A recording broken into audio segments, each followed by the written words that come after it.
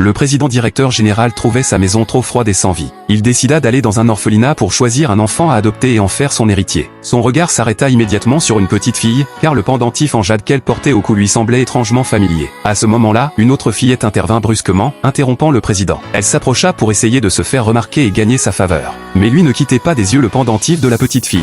En réalité, ce bijou était identique à celui que portait autrefois sa fiancée. À l'époque, il croyait naïvement pouvoir rester ensemble pour toujours. Mais 6 ans plus tôt, alors qu'il était pourchassé par des ennemis, il avait été grièvement blessé et incapable de fuir. Au moment où ses poursuivants allaient lui tirer dessus, la jeune femme s'était interposée. Elle l'avait sauvé, mais était tombée dans un profond ravin.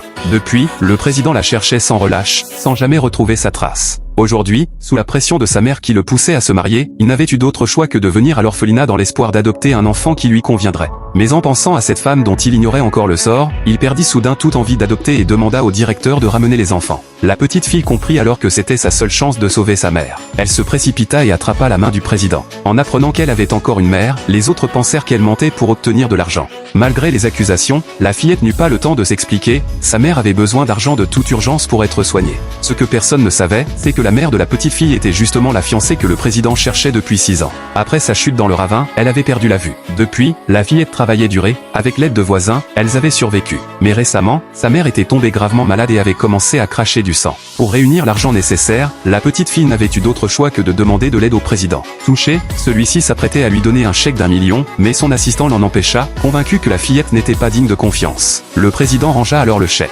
Alors qu'il s'apprêtait à partir, la petite fille le retint encore une fois, le suppliant de l'aider. Il décida finalement de lui donner une dernière chance et lui demanda de le conduire auprès de sa mère. S'il disait la vérité, il paierait les soins. Cependant, quand ils arrivèrent, la mère avait disparu. Le président ne la crut plus et s'en alla. En réalité, la mère avait été emmenée au bord de la rivière par la fillette intrigante. Celle-ci lui avait menti en disant que la petite fille était tombée à l'eau. La femme s'était précipitée pour la sauver, mais heureusement, la véritable petite fille arriva à temps et plongea pour sauver sa mère. Pendant ce temps, l'assistant retrouva le pendentif en jade que la fillette avait perdu et le rapporta au président. Plus tard, la fillette intrigante aperçut une photo accrochée au mur et fut stupéfaite. La femme sur la photo ressemblait exactement à la mère de la petite fille.